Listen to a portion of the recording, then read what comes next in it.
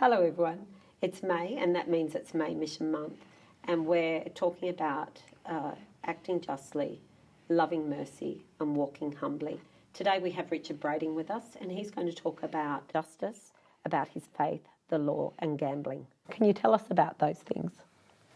Well, some years ago I was given the opportunity to put my legal skills to good use, and as a Christian I always wanted to make a positive impact with the gifts God had given me. So it was a golden opportunity to commence a community legal centre starting in helping people with gambling problems. And how did you use your legal skills to help people with gambling problems? Well, gambling, for those who become addicted to it, can cause a tremendous amount of harm. It can create problems such as crime, debt, bankruptcy, divorce, and other things that can cause a lot of unhappiness for gamblers and their families. Is it as big a problem as, setting up a whole centre? Is it a big problem in our society? Definitely. In Australia, we're the world's leaders in gambling.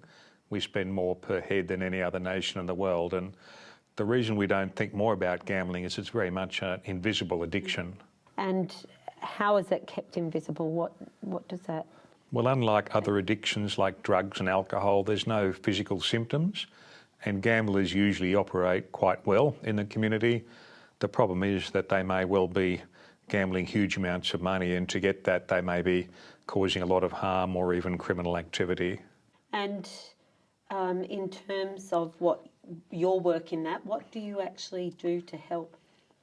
So when I was with the legal centre, it was primarily working with counsellors, financial and gambling counsellors, and helping the gamblers themselves who might be charged with a crime or might have debts they can't pay or might need help because their marriages had broken down. Things like that were quite important.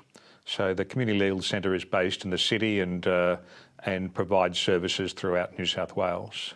Is there a particular story you could share with us that gives us a greater appreciation of your work? So I retired from there 4 years ago, and since then I've just been doing some pro bono work and other things.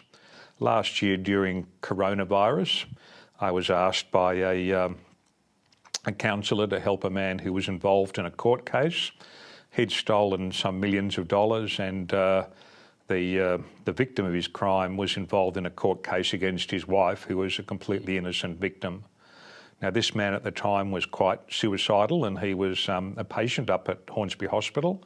So when he had to give evidence in court, I picked him up from the hospital at the psych unit and actually brought him home and used one of our rooms at home as a little Zoom studio. Yeah. So he was able to give evidence in the court case by remote usage, and I was then able to make sure he was safe back at the hospital afterwards.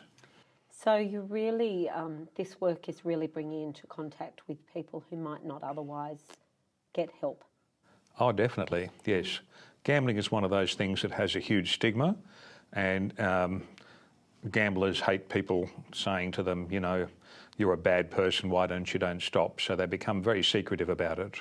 In May, we're talking about justice, and it sounds, Richard, it's a real example of walking alongside people, loving them, having mercy on them, and trying to bring justice to a group who have no power themselves.